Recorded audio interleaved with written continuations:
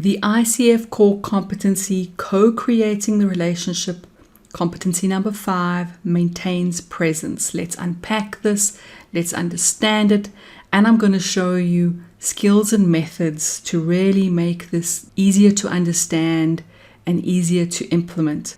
As we progress through these competencies, you'll notice more and more these are competencies that you need to demonstrate, show evidence for in order to be awarded an ICF credential or to pass a performance evaluation. These are not implied, and many of them need to be emphasized throughout the coaching session. Let's look at the definition. Is fully conscious and present with the client, employing a style that is open, flexible, grounded, and confident. Number 1, remains focused, observant, empathetic, and responsive to the client. Number 2, demonstrates curiosity.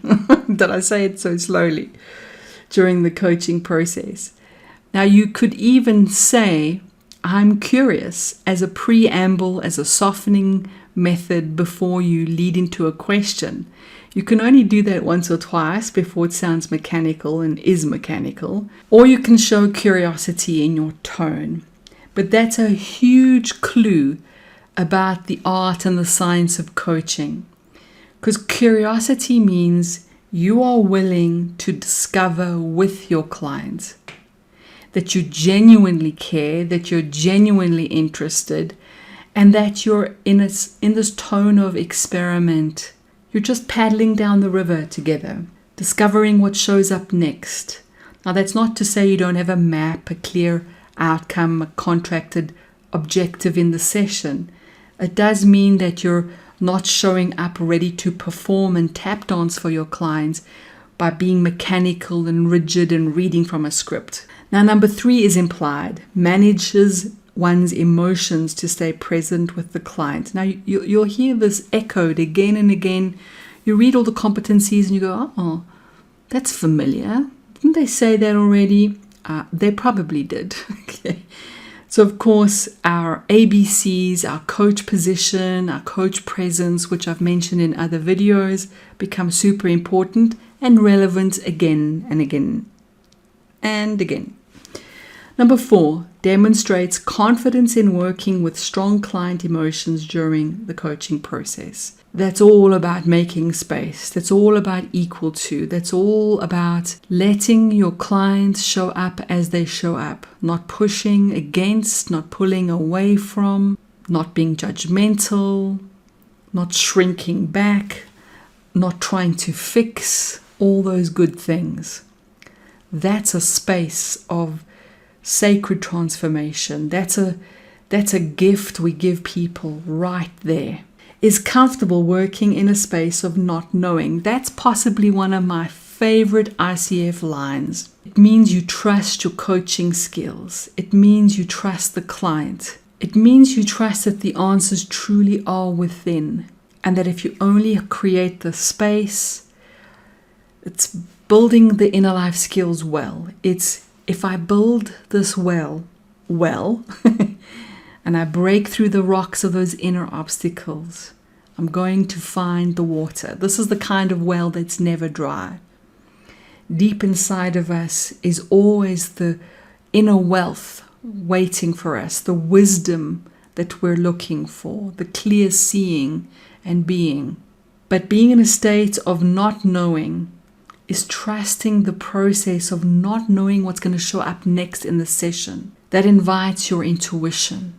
That invites the flow of wisdom to work through and with us as coaches.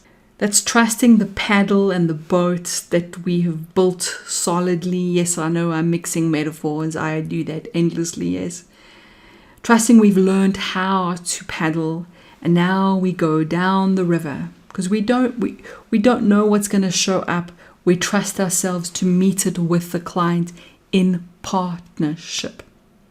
Compare that to trying to figure out what to ask, what to say next. Amateur coaches do that. They prepare too much.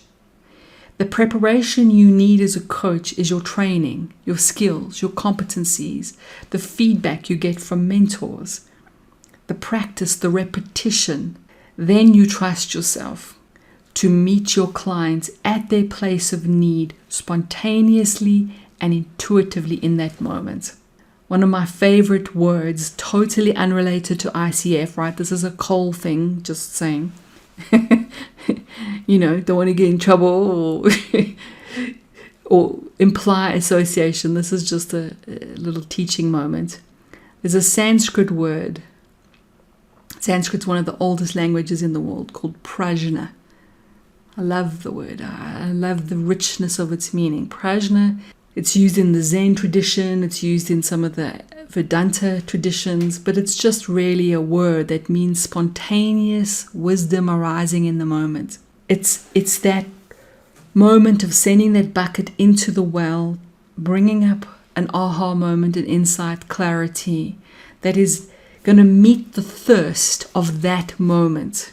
It's not stale, stagnant water that's been sitting there untouched for weeks.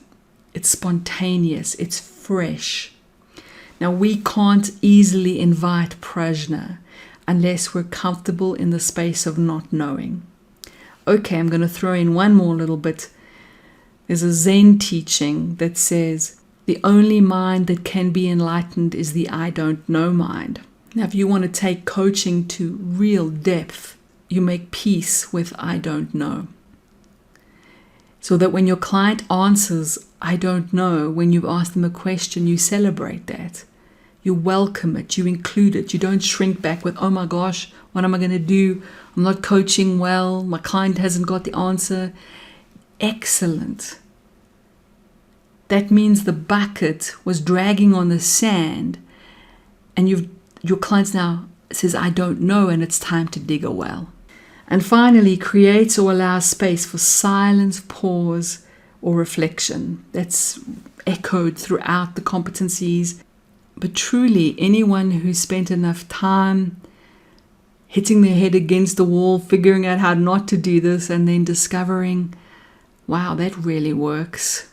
Discovering how to send that bucket into that wisdom well.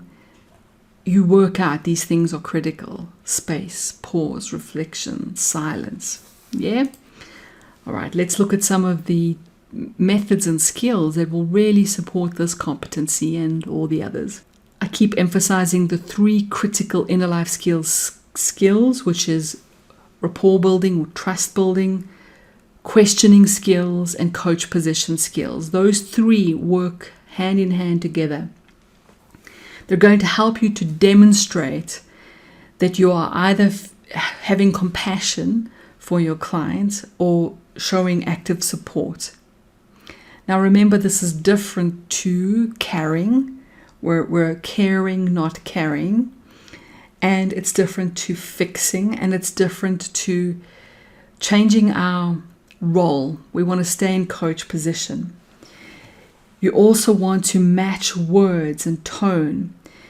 That word curiosity that I mentioned earlier, a tone of discovery, being comfortable equal to not knowing, asking, not telling your client. Backtracking is using your client's words, not assuming and not substituting your words.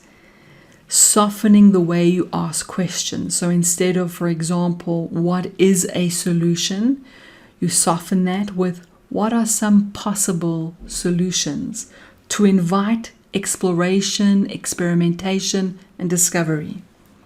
Remove the habit of silence fillers. This is super important, especially in the PCC, MCC levels, professional and master levels.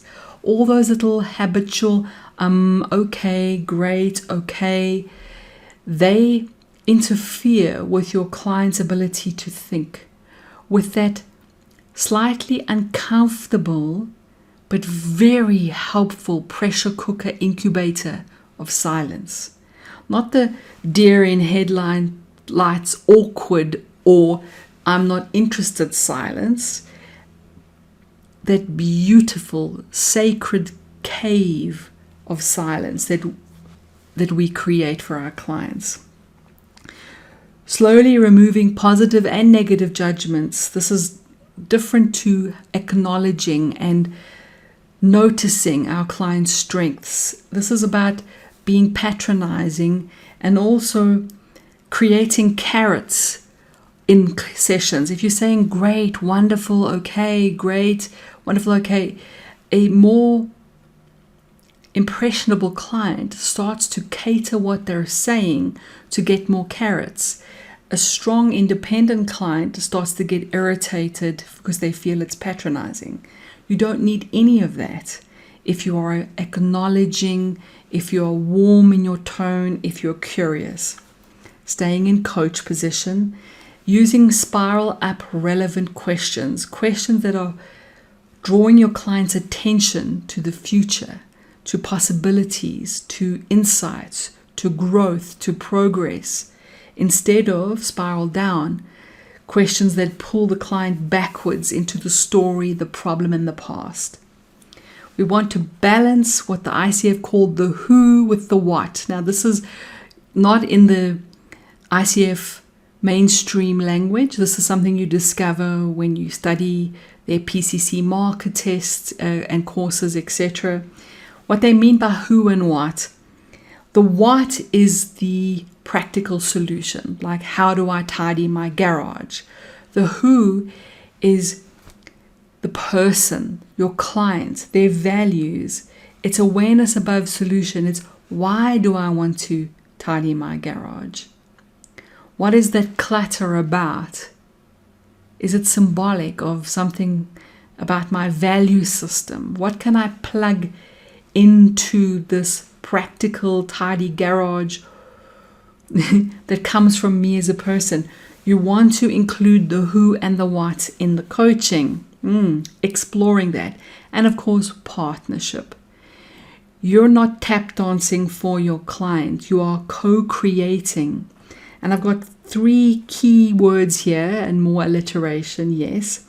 You want your client's input into and even decision making. You want them to choose the contract, what they want from the session, changes that they want to make to the session and in their life, and even the co-creation of the coaching experience themselves.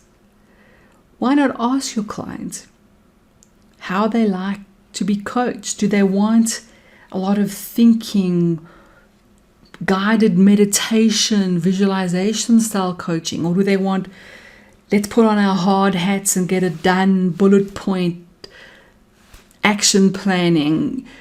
You can co-create with your client. It's just astonishing what can be done when you know this. So I hope that is super helpful. See you on the other side, the next core competency.